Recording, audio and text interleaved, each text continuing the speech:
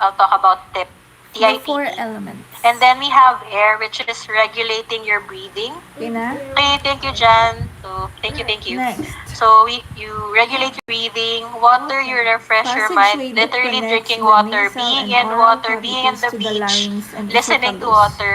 And Food then is fire is pushed by lighting the up your tongue into the imagination. You use your pharynx. imagination to um, Or see things differently, no? See a better future. Say, for example, you're going to really, literally imagine compartmentalizing something. You're gonna put things in the box and put it to the side nila. So those are things that can help, no? What we've discussed so far is grounding. So we discussed stop. So stop is really good for like suicidal ideation.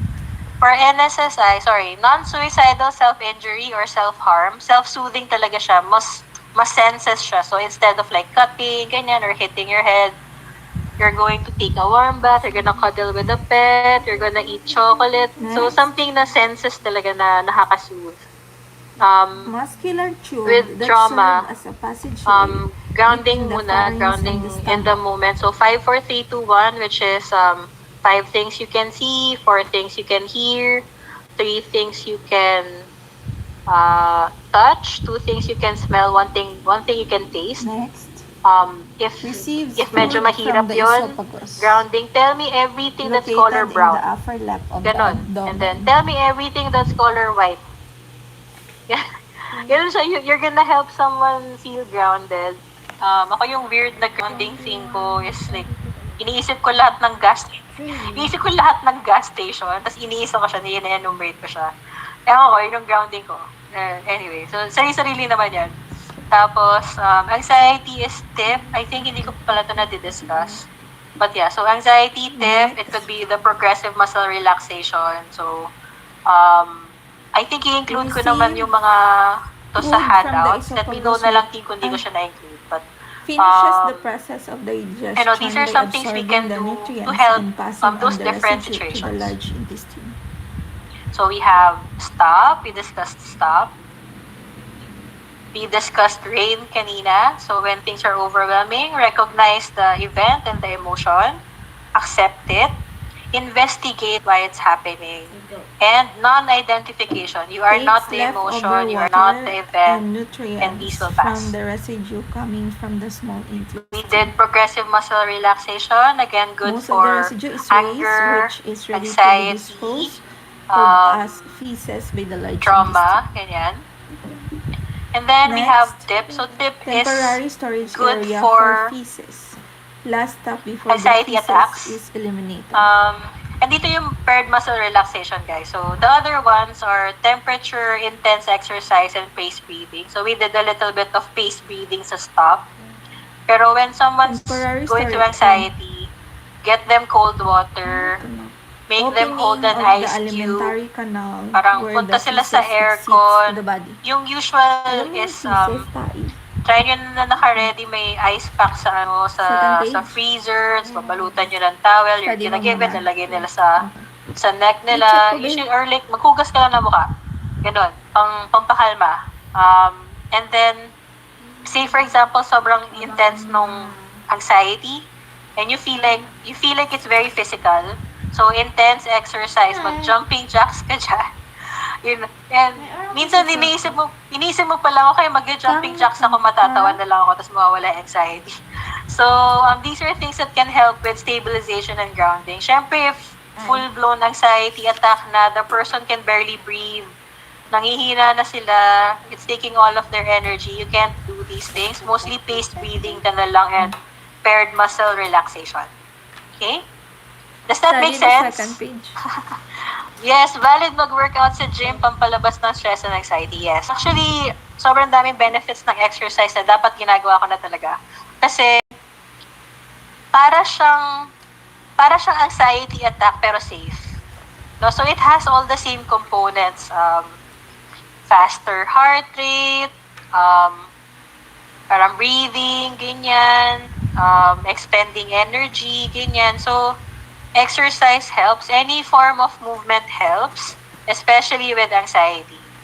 So, parang hindi ka rin sobrang matatakot sa emotions mo kasi nung nag-gym ka, kinaya mo naman. So may ganun talagang research and backing up. Aside from that, exercise helps with chemicals, hormones, neurotransmitters. So lot of benefits to exercise. Pero in terms of stabilization and grounding, malaking way siya to handle like anxiety attacks. And I don't want you guys to be scared of anxiety attacks. It's just really a lot of excess energy. So, kung mag-anxiety attack ka once or twice in your life, that's perfectly normal. Okay lang yan. What matters is you're able to manage. If it's a condition, please get help. Meds help a lot. Coping helps a lot. Talk therapy helps a lot. And then these are things you can do in the moment to help with anxiety attacks and intense emotions. Okay? Yan. Yes po, walking, whole body massage. Madami ding benefits ng mga massage, acupuncture, low-level laser therapy, mga physical stuff. Yan. So we're gonna go into safety planning. We talked about domestic abuse. We talked about the kids in the evacuation center.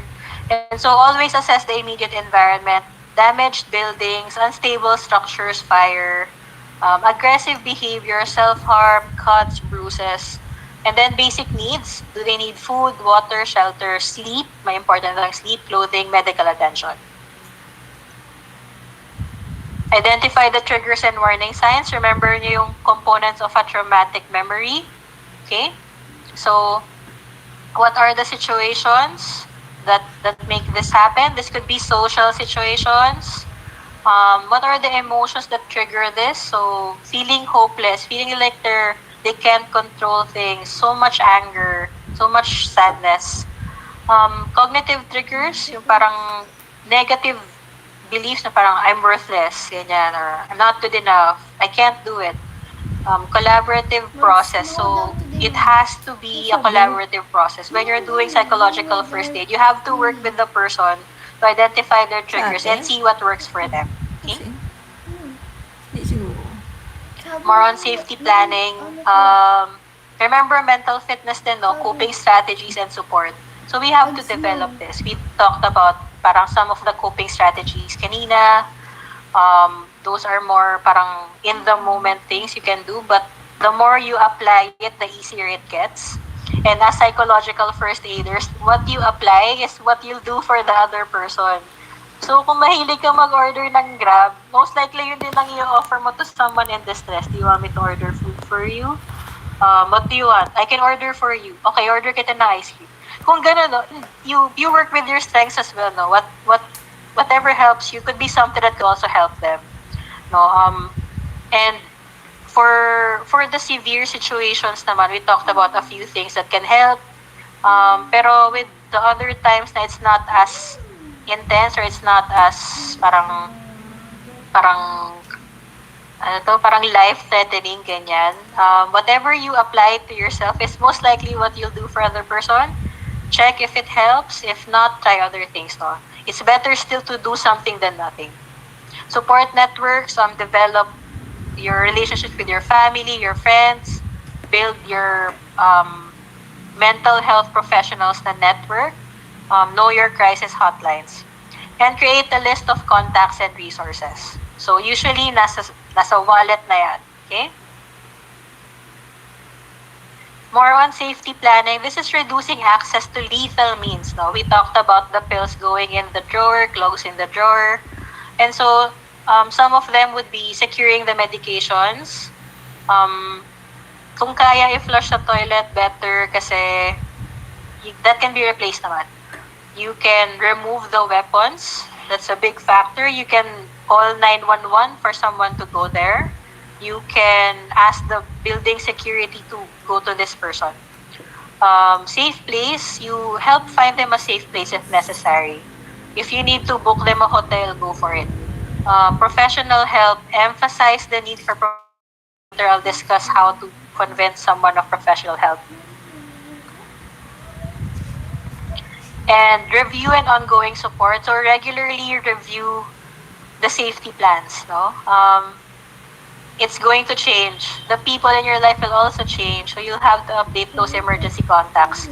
Ongoing support, emphasize the importance of long-term care. So kailangan siya isipin na kapag may gantong nangyari, this is how I'm gonna handle it. This is what I'm gonna try.